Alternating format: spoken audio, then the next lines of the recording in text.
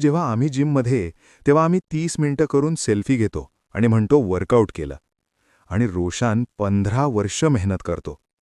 त्याच्यासाठी body building म्हणजे एक स्वप्न आहे, पैसा कमावण्याचा मार्ग नाही.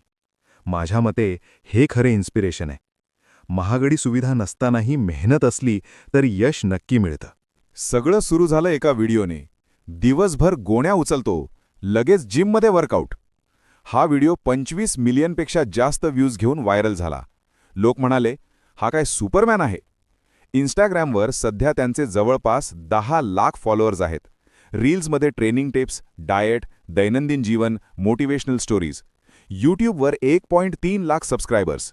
Vlogs, full day of eating, workout tutorial, गाव टूर, Q&A सेशन्स.